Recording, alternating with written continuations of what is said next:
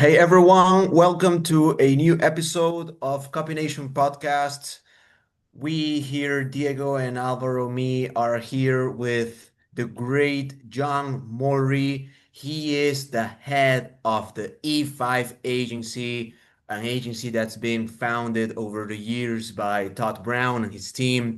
And he manages the campaigns of multiple clients. He is into the nitty-gritty of Andromeda ads right now, what's working and what's not working with Andromeda ads. And that's exactly the topic that we have for today, Andromeda. And a lot of you guys are a little bit like lost with this right now, but we've got the right person at the right time to help you with Yeah.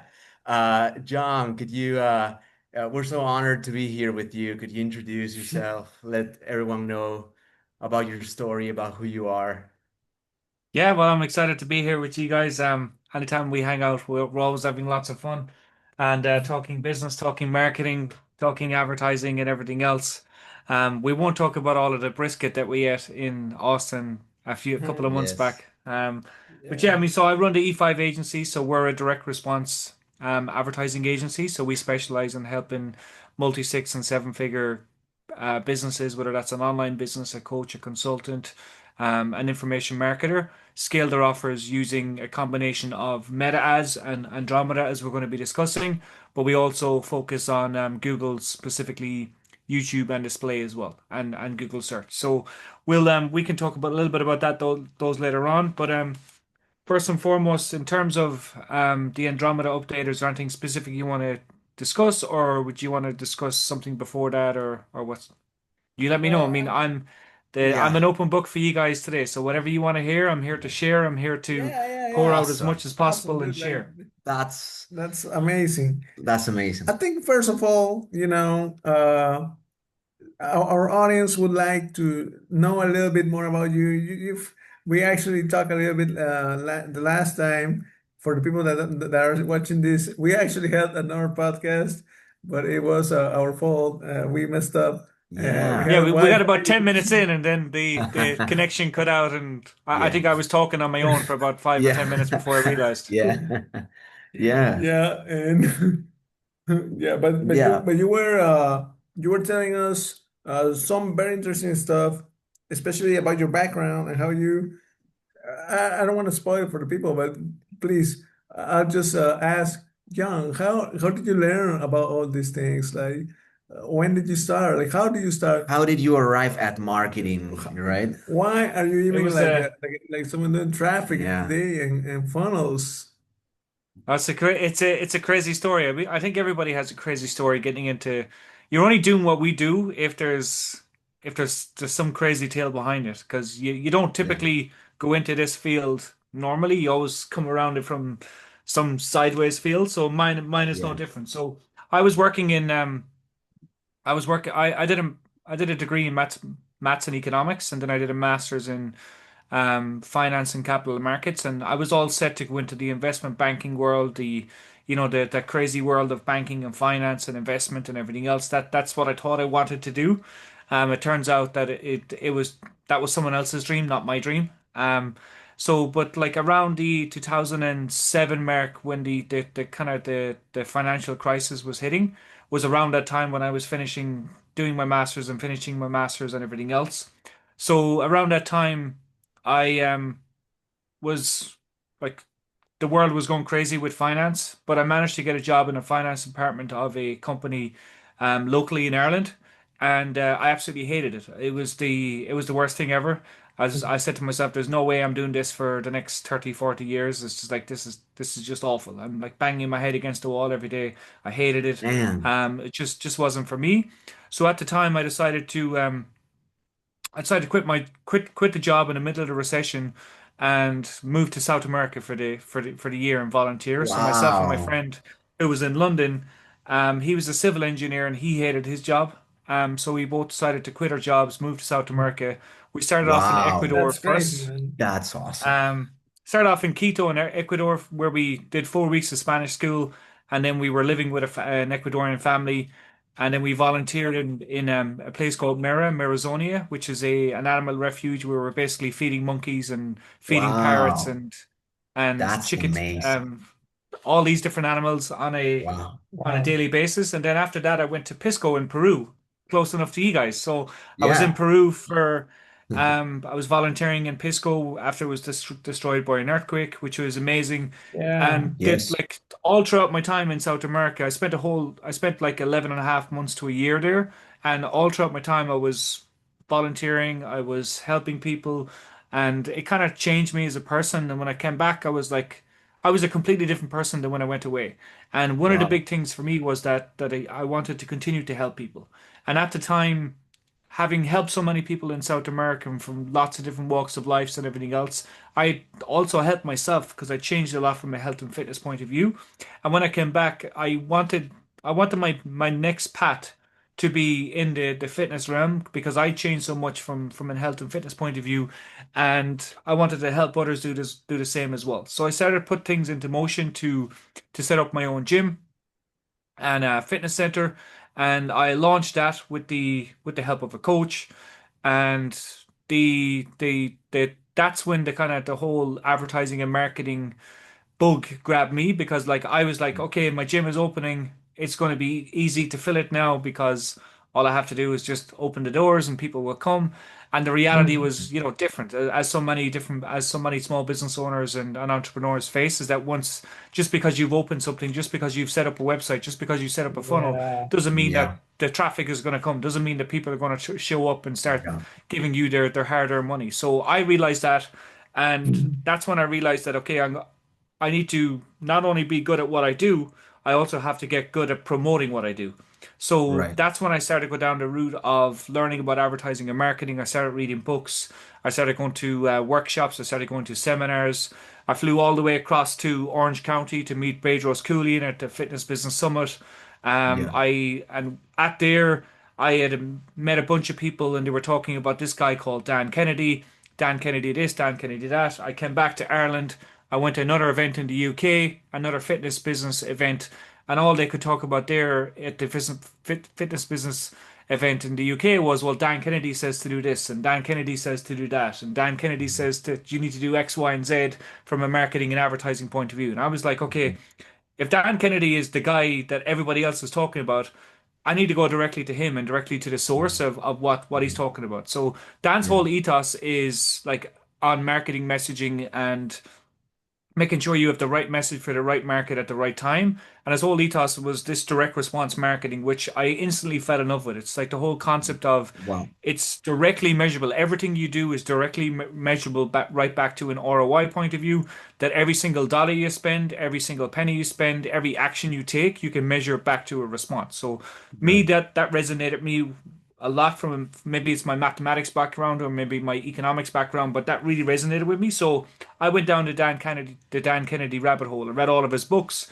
I signed up for his newsletter, and I was like, okay, well, I want to know more from Dan. So I started reaching out to Dan. They were sending emails, and I was like replying saying, "Hey Dan, this, that, and the other," not knowing that Dan didn't have an email address and it was actually a support person on the GKIC Right. team. And then I found out that That's like funny. Dan only communicates via letter and fax. So at the time I was like, well, I want to get Dan's attention, so I got myself a virtual fax machine. So I started sending faxes to Dan, and his assistant would respond back to me saying, thanks so much for sending the fax. Like Dan's really busy, blah blah blah blah. But I wasn't Uh, taking no for an answer. And yeah. one of the things that Dan says that really stuck with me and sticks with me today is that if you want to succeed in business, in marketing, in advertising, you need to be somewhere, you need to be someone, and you need to be someone, be somewhere, and have something to say. So, like that whole thing stuck out to me, and the other thing that stuck out was like that one of the ways you can differentiate yourself in your marketplace, more so maybe back then than today, is by being a published author and having your own book that you could land at a business meeting, land at an event, and instead of handing someone your business card, you can hand them your book. It just has a Right. bigger statement. So I took that Right. on board and I started writing my first book, and I sent Dan a manuscript of my book with his so obviously Dan's name is Dan Kennedy. Kennedy is an Irish surname as Irish heritage. So I went into Oh, one of my local heritage centers in the city that I was living at the time, and I got them to do up a big scroll with the meaning of Kennedy and what it oh, means from an Irish point of view, what his name means, what the heritage is, the long lineage, the history of his wow. surname, and everything else, where it comes from. And it turns out the name Kennedy is originated from one of the first kings of Ireland. So I got Wow. all of this put together in a scroll, and I FedExed it to Dan. I managed to get his address. I Wow. FedExed it to Dan Wow. with the manuscript for my first book. And like with about a week later, I got a letter back saying, "You've got my attention now, Mr. Mulry." And Wow. I still have the letter today. What? And like Wow.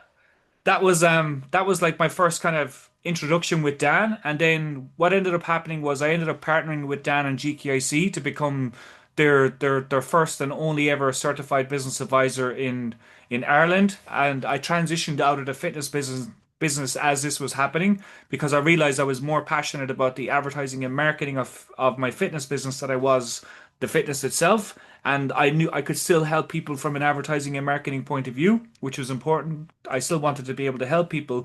So I transitioned out of that business and purely into advertising and marketing. I was running a monthly business group in my local city, um, while I was partnered with Dan, where we would every month business owners would meet up and we would discuss advertising and marketing. All the while I was being mentored by Dan and GKIC and everything else and up leveling my own skills. And then from there, I things just went from strength to strength, and I blossomed, and I eventually left the partnership with Dan and GKIC and went out on my own to my own consulting and copywriting business, which I was doing for a few years. I did a lot of affiliate launches online as well, launched a few products, did a lot of affiliate marketing with some of the big launches as well with some partners and on my own. And then after that, I was like, okay, well, I want to focus on the copywriting side of things, the messaging side of things, and the consulting side of things because I knew I had a skill set for getting things done, and a lot of business owners and entrepreneurs need help getting things done. So I started my own consulting side of things and like a done for you agency. And then one day, in I think it was 2020, I got an email in my inbox saying that Todd Brown is looking for a director of marketing, and Wow. I was obviously, you guys know Todd. I was a massive fan of Todd. Yeah. I bought all of his programs. He's one of the best marketers out there. He's probably the best, if not the best, one Yeah. of the best when it comes to engineering, marketing funnels, and marketing messages. Yeah. The And best. I'd learned so much from Todd, and to have the opportunity to become his director of marketing was like it was at the beginning. I was like, no, I'm comfortable doing what I'm doing, but then in the back of my mind, it was like, well, imagine if I could actually partner with Todd. How much more better I would get myself, but then how many more people could I actually help? So Right. I went had an interview and I became Todd's director of marketing, and I was doing that Yeah. for a couple of years, and then like our mastermind, which you guys were a member of, the top one Mhm. mastermind, like we there was a need in our mastermind, so. Obviously, the you guys and our other mastermind members would come to us for help with marketing, with messaging, with copywriting, with coming up with different, offers and things like that, and all of the stuff that Todd and all of us Yeah. were really, really strong at. But then, like when it came to media buying, at the time, people would ask us, well, who do we go for media buying? And we'd always Yeah. like recommend someone, a guru or someone else that we knew in our Mhm. close circle, or someone that maybe that was part of our mastermind before, whatever the case is. We would recommend them. And the reason was is because we didn't necessarily have an agency at the time. And internally at MFA, I think we went through something like 11 or 12 agencies in about 6 months because they Whoa. they just could not beat the results that we were getting ourselves Wow. in the Wow. business. So Mhm. these two things combined led us to get together and decide that, well, like our mastermind members have a clear need for an agency. We have the skill set to be able to deliver that need. Why don't we create a sister business, the E5 Mhm. agency, and help our Wow. mastermind clients get amazing results? So that's what we did. We set up our sister business. I transitioned out of the director of marketing role, and I took over and I started running the agency. And initially we were just serving our mastermind clients, and then we've gone from strength to strength, and now we take on clients that fit our profile and that we fit their Wow. profile, and we help them scale. And like that's pretty much how we arrived here. Wow. Wow. Wow. Wow. You just took us through a roller coaster. I feel like that was a roller coaster, and I really I think like the theme, like if there would be like a theme to this story, is that sort of perseverance and this sort of like dot-headedness when it comes to making your own path, right? Like 100%. It's like, wow, I was so inspired by that Dan Kennedy a scroll Yeah, of his. That's so awesome. It actually takes us yeah. back to there was a module in one of Todd Brown's course. I think it was the E5. I'm not sure exactly which one it was because we saw them all back in the day. Uh, but um, but there was one module where he talked about like if you want to do like cold outreach, you like Oh yeah. create a domain with the person's name, like hey Send them the name, big ball with their name on it. yeah, the Yeah. big ball. We actually did And we that. did that Did as well. that. We actually We did that did as well. that. Yeah. And Yeah. we got a couple of Yeah. mastermind clients with that as well.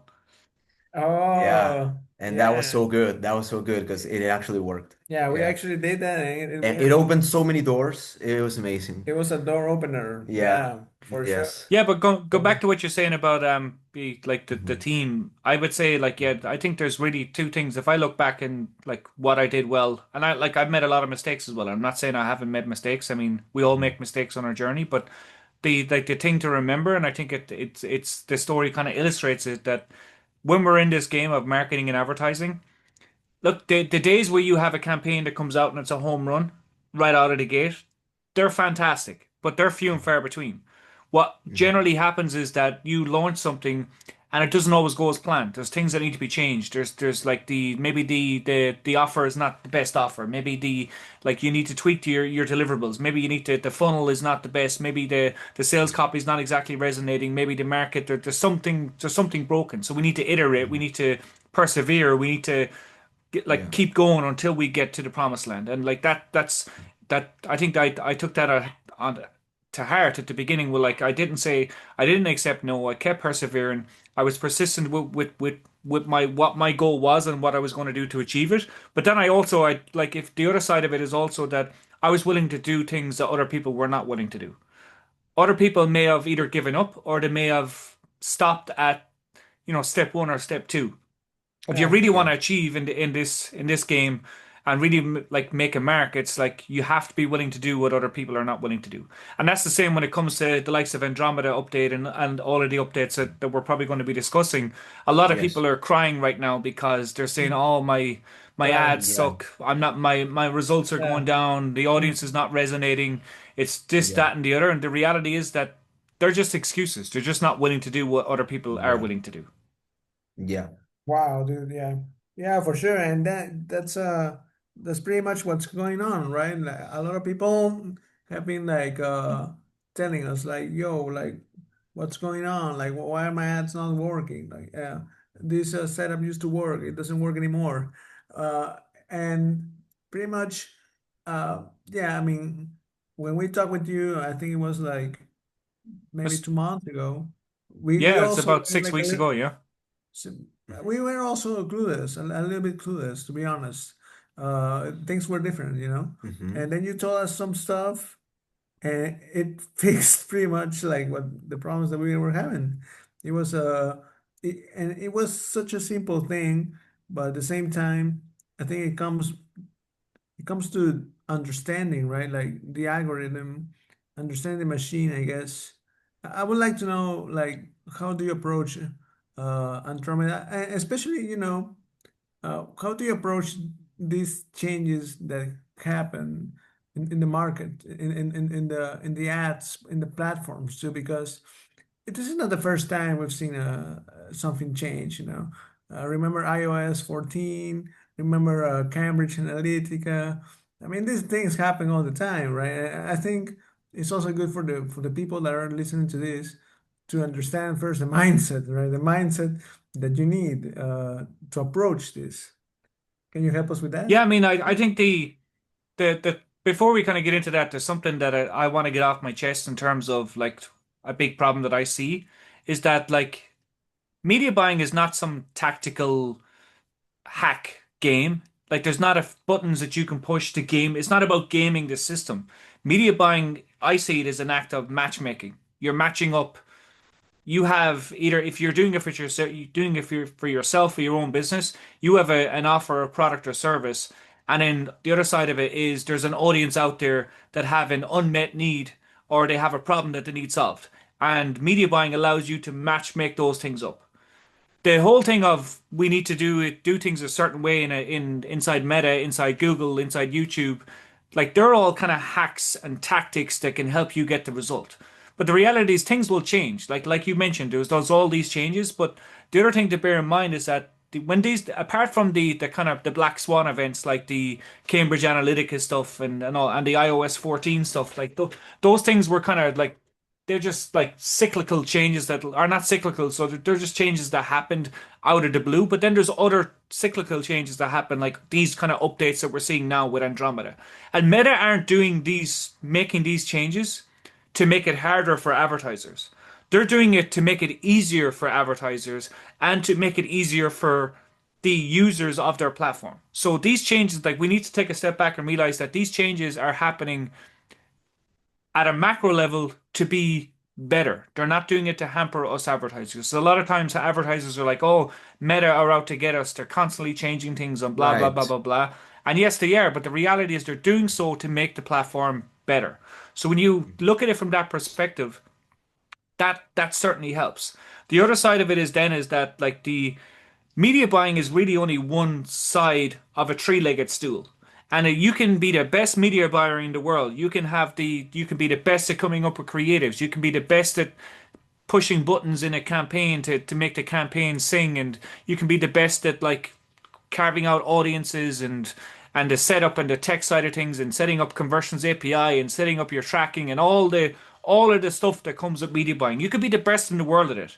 But if you have an offer that absolutely stinks, or if you have an offer that people don't want, or if you're Right. selling something at a price that's not economically viable to justify you paying for media buying, for example, let's say you're selling a book and you have no upsells, you don't have a full funnel built out that's optimized for scale, that's optimized for AOV optimization, average order value optimization. If you don't have a funnel built out for that, and you're selling a book that's say $9, and you're in a hyper competitive space where clicks are costing you five, six, seven, $8 a Uh-huh. click, it doesn't matter how good a media buyer you are or how good a media buyer you have in your team. You ain't making that work because media buying is only Right. one side of the stool. The other two sides of the stool is marketing performance, which is everything got to do with what happens after someone clicks on your ad. And then we have the most important, the one that where our skill set lies the best in our agency, which is economic performance, which is maximizing AOV and then ensuring that our CPA is at a level that we're not overpaying. Because if you think about it from Right. a CPA and AOV point of view, CPA cost per acquisition, AOV average order value, there are two things, and Todd calls them the golden ratio because the golden Yeah. ratio, as you know from being through the E5 method and top one and everything else, is being able to acquire customers for free, where your CPA is equal to your AOV on day zero. But in order to get there, that it's one thing saying that, but getting there is a whole other story. So say for example, if that's what your goal is, you want to be able to acquire customers for free, your goal from a CPA point of view is not to get your CPA to zero because that ain't happening. You're always going to pay something Right. to get a customer. It can never get to zero. Your goal is to just make sure that you never overpay. You don't want to pay like you at scale, your price is going to be whatever your price is. Right now, we have a client that's scaling on a digital book funnel that we've built out for them, and our CPA in the last 3 months has fluctuated maybe 10%. It ain't coming down anymore. Like it's like Right. it is what it is, and like sometimes it's 10% higher, sometimes it's 10% lower, but it ain't coming down anymore. So us trying to go, oh, we need to get CPA down, we need to get CPA down. It's not happening. But what we can do is we can focus on AOV. We can get AOV from a like in theory we can get AOV to infinite. There's no ceiling to how high we Right. can get Right. AOV. But what most Right. people focus on is they focus on the CPA side of things and they're like, oh man, it's I'm selling this book for $9 and my CPA is $60. Yeah. And it's just or my Yeah. CPA is whatever. So okay, well then get your Yeah. AOV to $60. Get your AOV to $90. Get or whatever the case may be.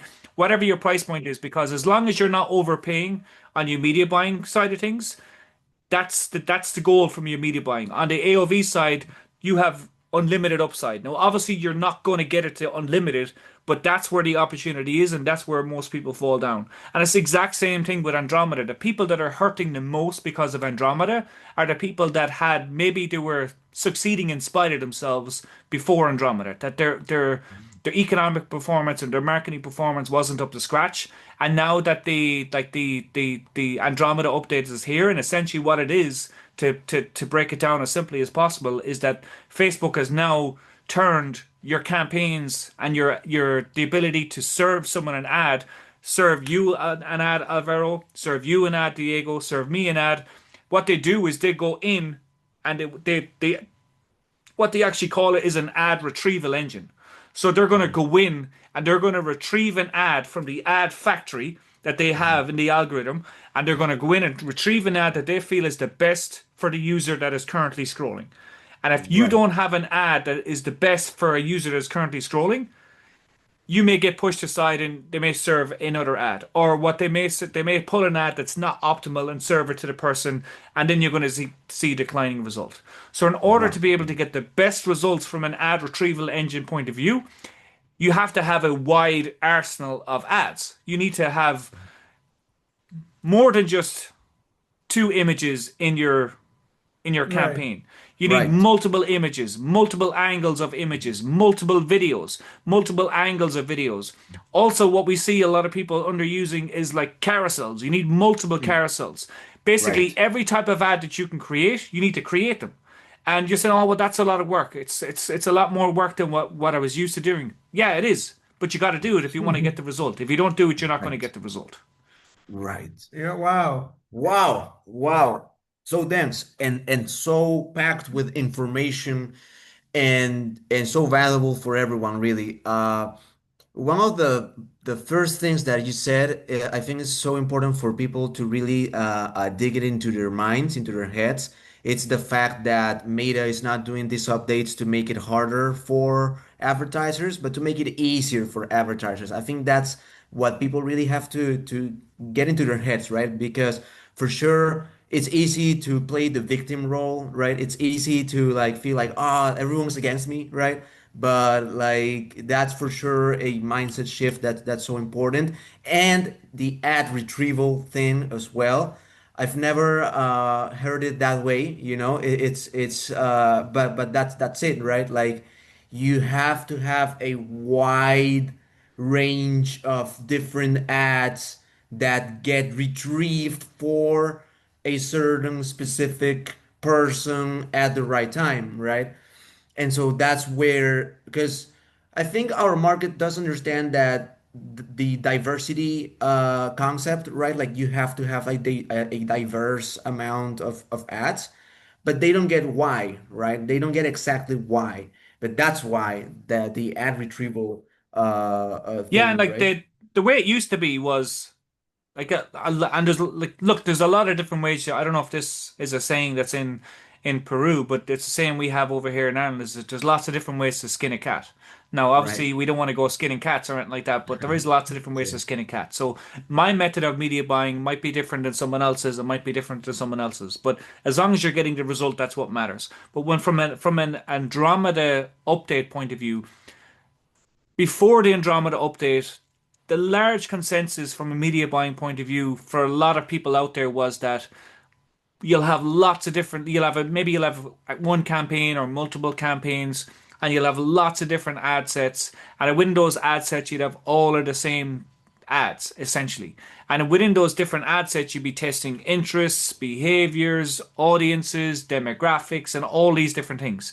And you might clump some together like lookalike audiences, and you might clump some interests together. You might clump some behaviors together. So you might be doing stacked audiences, stacked interests, and all these different things. So you might end up having you know, a campaign that has 20, 30, 40 ad sets and beyond. And each one of those might have multiple budgets, or you might be Yeah. doing campaign budget or whatever the case is. But then you'd have individual creatives in each of these ad sets. Right. Now we just need to tweak that slightly. So we're still going to have one campaign, or maybe we have one campaign per country, depending on what your budget is, depending who your audience is and everything else. But let's say we have one campaign. But now what we can do is we can have we don't need to have tons of ad sets. We can get away with oftentimes depending on the campaign, but we can get away with just one ad set. And then in that ad set, then we put all of our creatives. So all of Mm. our creatives go in there. We might have any, like, I would not start a new campaign with less than 15 creatives in an ad Oh, set. And when I say yeah. 15, Okay. that's actually not 15. So if we think about our primary text, our headline, and we don't use the description, so we'll just use primary text and headline. So then if we have one ad that has um, the primary text and headline, now with the what we can do from an AI point of view, essentially one ad is 36 ads because we Yeah. can have Yeah. because we can have one ad, which is say, let's say it's an image, and then we can have six variations of a headline by six variations of a Copy. primary text, which gives us 36 variations. So then if we Wow. have 15 ads Yeah. in a launch ad set, we have 15 by 36, which gives us whatever. That's you do the Oh, math. I'll pull it up here quickly on oh, the wow. calculator. It's Okay. basically do 15 by Mm. 36. So we're starting off with 540 ads in a campaign. Wow. And like that's an ad Okay. retrieval engine. Like that's something that Facebook can go to and then pull the right one. But that's still only the entry level. Because once you have those 15 ads, you're going to see maybe five of them do really well, five of them do really poorly, and five kind of middle of the road results. So the five that do really well, we want to create a whole new batch of ads that are not like that one. No, so not exactly like that one, but maybe we take the hook and we expand on it. We take the hook, we go negative on it. We take the hook, we see if we can wrap an identity around it. We take the hook, and we just basically take what's working and we expand it out so we get another 540 ads and another 540 ads.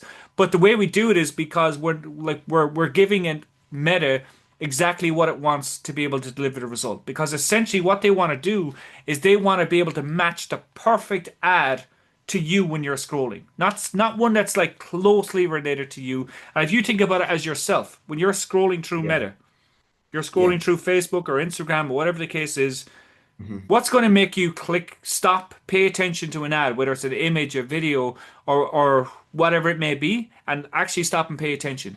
Obviously, there may be some NLP cues and some pattern interrupt stuff that might grab your attention, but Yeah. grabbing attention is one thing. But what we want to do is keep the attention. But what's Yeah. really going to keep your attention? It goes back to what Robert Collier said: enter the conversation that's already in someone's head. Right. So if Right. you have an ad that's very, very closely related to the pain that you're in right now, the need that you have right now, you're going to stop and pay attention to it. That's what the ad retrieval engine is all about. It goes back to what Dan Wow. Kennedy said is about having the right message for the right market. Having the Andromeda update is giving people the opportunity to be able to give as much information out there from an ad's point of view. So then when someone sees your ad, Meta can go, "Zoop, this is the perfect ad for this person right here." Show them the ad, they click on it, they go purchase, or they opt in for a webinar, or they do whatever your funnel is meant to do. But it's all about the ad retrieval engine and ensuring, like, if you think about it, do you remember have you ever seen the movie The Matrix? Yeah. Yeah. Yeah. I think it was The Matrix, but basically he goes into this room and he's trying to pick like the suit he wants to wear or something, and he flicks it like this, and like something like five or six hundred suits zoom past, and he stops on the one, he picks out the perfect Yeah. suit and he Yeah. puts Yeah. it on. Yeah. It's just like Yeah. that. It's like the ad retrieval engine is just basically picking out the perfect ad for your audience or for the person who's scrolling. So if you can have that perfect ad by giving Meta as much arsenal as possible in terms of as many images as possible, as many videos as possible, as many ad variations, ad types, ad hooks, ad angles, using all of the arsenal, and then putting that into and let the algorithm go to pick and choose. Because what's going to happen is that Diego, you'll have an idea for an ad, and you go, "Oh, I think this is going to win." And Alvera, you may have another one say, "No, I don't think ad A is going to win. I think ad B is going to win." And I might say, "Guys, you're both wrong. Ad C is going to win." And the reality is, we could all be wrong. It could be ad D because our Yeah. opinion doesn't matter. Yeah. Because what matters is the algorithm's opinion is more important than our opinion, because the algorithm is way smarter than we'll ever be. So the algorithm knows what ad is going to get the result. We had a client that we were scaling a campaign, and they kept coming back and saying, "Well, this ad is not getting enough spend. This ad is not getting enough spend. What if it's a winner?" Right. And I said, if it was a winner, it would be getting spent, but it's not a winner. The algorithm knows what ads are going to get to spend. The algorithm knows what ads are going to be winners. So when we feed the algorithm enough creatives, the algorithm can pick and choose which ones it knows it's going to be a winner. It does micro tests, and then when the micro tests get success, it does macro tests, and then when the macro tests get success, that's the ads that are getting the most that get the most spend and get the most results. Because your opinion doesn't matter, my opinion doesn't matter, and what really matters is the algorithm's opinion. And how the algorithm's opinion is formed is based on how the end user interacts with your ads and how the end user does the end user do what we want them to do with the ad. If they do, that's what matters. Not my opinion, not yours, not anybody Yeah. else's, the algorithms. Wow, wow, wow. That's so awesome. When you talked about the 15 ads that you launched in your very first ad set or campaign, are these 15 completely different primary texts? Like each one has its own primary text? Yeah, right? So Right. depending on the audience and the offer, so Mhm. there's a couple of caveats. So if you're in a broad, wide open market, um, we want basically as many different angles as possible, targeting as many different of those segments as possible. So the first thing we do is when we look at, assuming that the funnel and the marketing performance side of things or the economic performance side of things is up to scratch, which is what I cover in detail in my book Offernomics, which I'm more than happy to give every single person who's reading or Oh watching my or listening to God. this podcast That's a copy. awesome. They can either get it through you or they can contact me directly, Yeah. whatever. But I'd be more than happy to It's give them a copy. Christmas. It's Christmas, so why not? So Yeah. assuming that Christmas those two time. sided things are in they're set up correctly, like economic performance and marketing performance, and we're solely optimizing media buying performance. So the first thing we want to do is we will say, well, how many different segments is made up in our market? So say, for example, let's say we have a client in the relationship space. So they help people that are having some conflict in their relationships. So if you were just to say, if you just had an ad that said, "Hey, are you having trouble in your relationship? We have a free training, blah blah blah blah blah," you'd probably get some good results. But like there's so many different segments of people in a relationship. There's people who are married. There's people Yeah. who are married but don't have kids. There's people who are married and do have kids. There's people who are going to be getting married. There's people who are recently divorced. There's people who are in a relationship where one of the spouses has cheated. There's people who are in a relationship where one of the spouses thinks the other person is cheating. There's people who are in a relationship that one has an alcohol problem. There's people in a relationship that one has a gambling problem. So there's loads of different, and like that's barely that's the tip of Yeah. the iceberg. Yeah. There's so many different segments in every single one of our markets. So what we want to do at the beginning is to basically cherry pick the top segments. So not all segments are like they might be just a micro segment, but we want to choose our top segments, and then we want to see, well, okay, out of these top segments, what are the problems that these people are having? What are the unmet desires that these people are that they have in their life? What are some of the things that they're seeing, thinking about on a daily basis? And can we create ads around those different things? When you do that, when you split your market into segments and then split them into the problems that they have that you can help solve, the the unmet desires that they want to achieve that you can help solve. And when you start to think about those, you come up with so many different ad ideas that, and you with the use of AI as well, you'll have no problem Yeah. coming up with ad ideas and coming up with Yeah. angles and hooks and everything else. Then once you do that, you can start to put together your hit list. And we would recommend around 15 at the beginning. So let's say you split your market into five segments. You might do three ads per segment. You might do a problem solution type ad, you might do an identity based ad, and you might do an unmet desire based ad. If that's all you did, split your market into five segments and focus on those three initial kind of angles. And then if that's all you did, it's a great starting point. Obviously, Yeah. we could go into a Yeah. lot more detail of what we Yeah. do. We expand on all those things. We cover Yeah. things like we go into like where we bring in proof. So if we're doing some offer-based stuff, we bring in some testimonials, we bring in some demos so we can demonstrate how we're getting the result for people. We'll bring in like screenshots, whether it's text-based screenshots, stuff like that. We could, if we have a unique mechanism, obviously, as part of the E5 method, we could talk about the unique mechanism, why it's different, why it's superior. We could talk about like if there's if like if people if we're in say it's stage five market where we want to be a little bit more diagnostic, we could talk about why, talk about a paradigm shift where maybe people think that the reason why they're not getting the result is X, but the reality is the real reason is Y. So we could talk about these different things. They're a little bit more advanced stuff, but like for most of the people that are probably going to be watching this and listening to this, if all you do is just look at your market as a whole, as a big circle, segment it off to the biggest segments in your market, then find out and how you can speak directly to each one of those segments. What are the 3 to 5 things you could speak directly to each of those segments? Create an ad around each of those segments, an image ad around each of these segments, a video ad around each of those segments, and a carousel around each of those segments. Dude, you have so many ads you wouldn't know what to do with. You give those ads to Meta. Meta will like start testing each one, giving it impressions, giving it this, Yeah. that, and the other, and then all of a sudden you'll see, okay, well, this segment, ad A from this segment is getting a ton of spend and getting a ton of results, whereas ad B from this other segment is hardly getting any spend at all. The algorithm's telling you which ad is the best. Wow, wow, Right, wow. right, right. Amazing, amazing. This is Yeah. extremely valuable for everyone. I And, hope And it's valuable for you guys and for everybody watching. I know I'm well, kind of like 100%, for us going too. extremely, 100 miles an extremely. Yeah, hour. for us too. Yes, it's Uh, extremely valuable. One question that a lot of people have is, okay, so yeah, it's more simple. Okay, I don't have to put more like such a hierarchy, complicated hierarchy of a structure. But okay, so what do I do when I want to scale?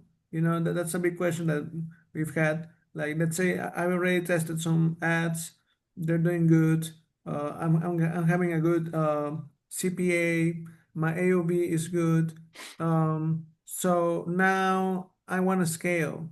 How do I do it? Do I do it like the old way? Like, is it just vertical? Like, just increase my ad spend? Do I create new campaigns? Do I create more ads to test? Like a horizontal scaling strategy? And there's a lot of confusion with that. So like first of all, we have to kind of set the stage of like what does scale mean? So like the scale I like because there's lots of different ways to scale. Scale isn't just about increasing the amount of money that you spend on advertising. Like and scale comes with a whole host of complexities as well. Because obviously if you're used to spending $100 a day and now scale to you is going to $1,000 a day. $1,000 a day in your world might be scale, but in the grand scheme of things, maybe it's not scale. Now, there are lots of different ways you can scale, and there's again, much like setting up a campaign, there's lots of different ways you can skin a cat. You have your vertically scaling, which is just increasing your budget. What I would say about that is that like there's lots of different trains of thoughts out there. What we do in a campaign that where we're aggressively focusing on scale is like every day that's a positive day, we're increasing the budget.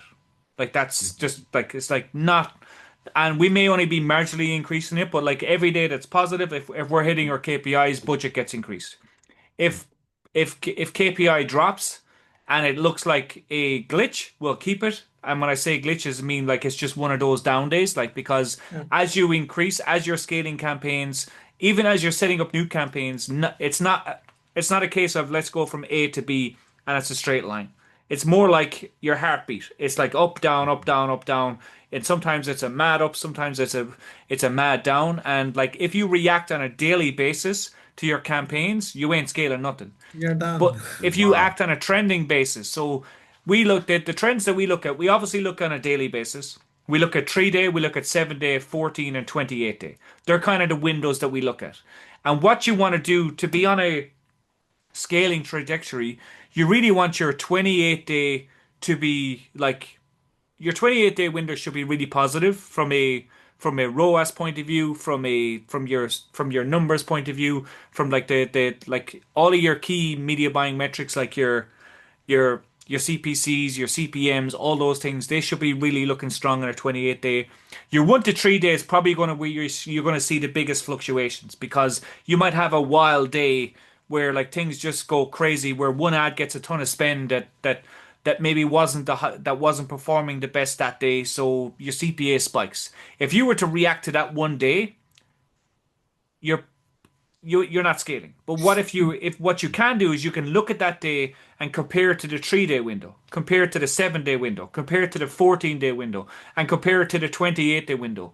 And if what happens if that 1 day spike starts to become similar on the 3 day, starts to become similar on the 7 day, by day three, between day 3 and 7, changes need to be made, and something's gonna skew. But come back to what you said about scaling, like for most of the people that are probably going to be watching this or listening back to this, like you can keep it as simple as at the beginning vertically scale until you're at 1,000 plus a day. And then what we need to do is we need to be more strategic with how we scale. We need to look at, okay, well, what does scale look like when we go to when we make a big change in our media buying side of things, what does that do to our marketing side of things? Do we need to increase our AOV? Do we need to change other elements of our funnel because something else changed? But the reality is that these days with the algorithm, if you're in a big enough market, scale can be achieved by vertically, yes. But then you also want to examine, well, is there opportunity to scale horizontally? Like, can we go into a different market? Can we take a secondary campaign to existing people that have already seen or offer? So say, for example, one of the things that I talk about in this book is monetization windows. So let's say, for example, and I'll ask the question that I ask in this book, which is, let's take myself and I'm gonna go against you two guys. Mhm. We have the exact same metrics, right? Mhm. So our metrics are the exact same, but you have one funnel and you have 3 days to break even and get customers. I have that exact same funnel. I have one funnel and 3 days to break even as well, but I also have three additional funnels, right? And I Mhm. have an additional 27 days. Okay. Who has a better chance to not only scale but also to be able to break even and make the most profit long term? The You. person with one funnel or the person with three funnels, four funnels, or five funnels? Infinite funnels. The Well, we don't person need with a infinite, funnel. but like most people Yeah. are like, oh, we have a campaign that's doing well. Let's just increase the budget and we're scaling.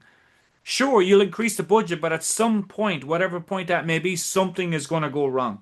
And if that's something that goes wrong is related to economic performance, which it more than likely will be, that's where we can go, okay, well, can we increase our monetization window? Can we go from trying to break even on day zero to break even on day three, to break even on day seven, to break even on day 14? And how we do that is by not necessarily like changing the mechanics of our initial funnel, but as I'll try and give as concrete as example as possible.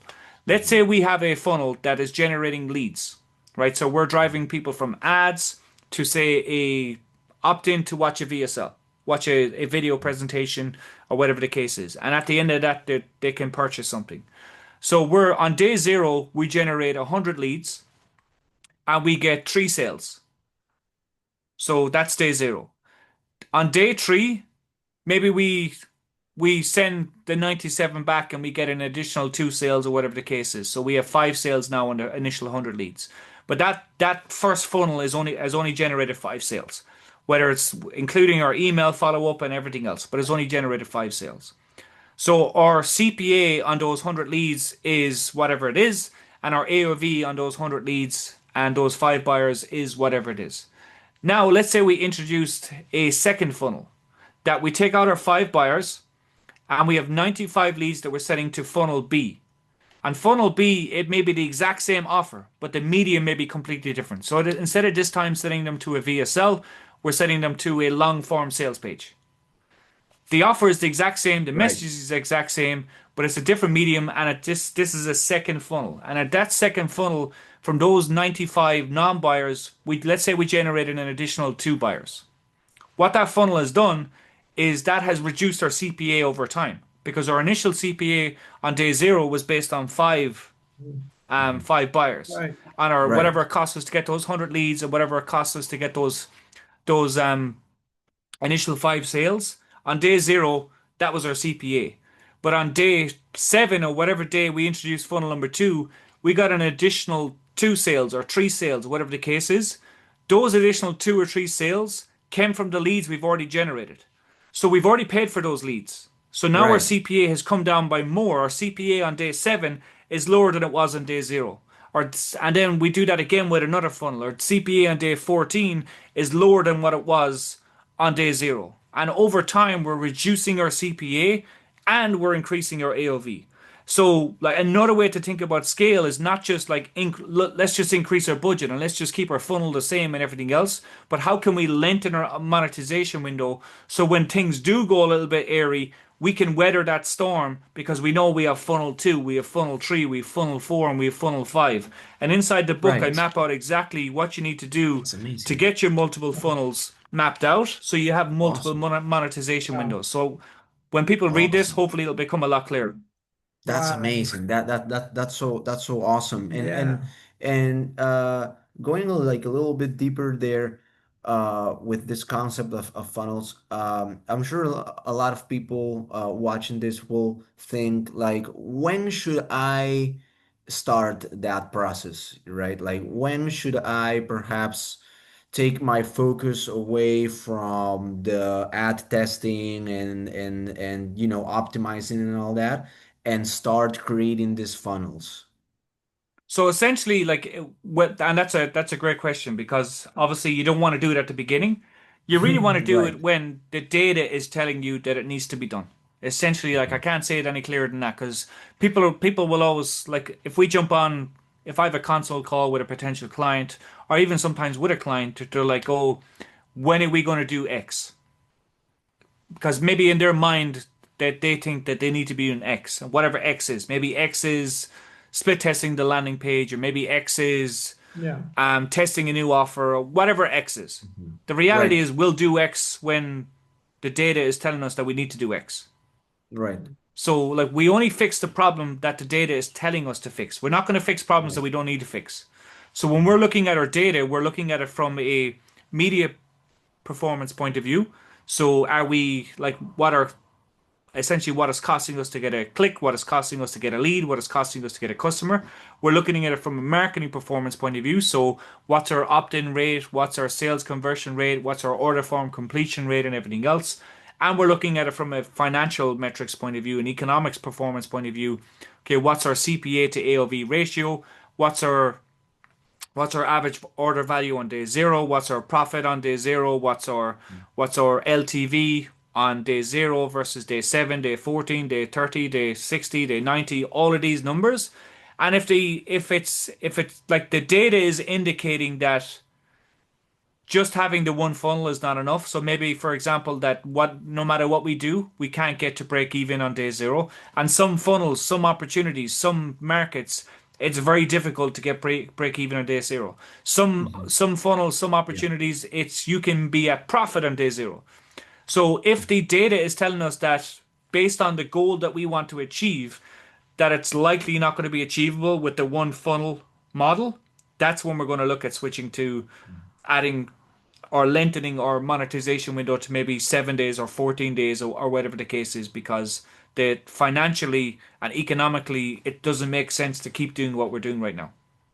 Wow. Wow. Wow. Thank you so much, John. Thank you so much. I think Yeah. that There are so many questions, but at the same time, you know, I think this could I be hope this something has that been we. helpful, has it? I think it's been extremely helpful. I think like people will have to watch this many times, and I really encourage them to watch this as many times as they have to, because honestly, this is gold. And what I really value from this, and that I think will have a huge impact on our audience, is that like this is such a mature way of seeing the ads and traffic and all of these concepts, right? It's 100% different from like a day one entrepreneur who saw an ad about a guru who said you can make thousands of dollars with 1 hour per day by swiping stuff. You know what I mean? It's a hundred Wouldn't percent everybody be doing it?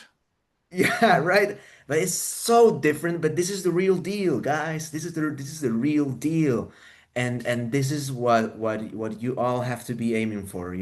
So thank you And so look, much, for Nico, everybody that for wants this. to get a copy of the Mhm. book, so if Yeah. they Yeah, email me at john@e5agency.co, so that's .co, John, John, at E5, the letter E, the number 5, agency, agency.co,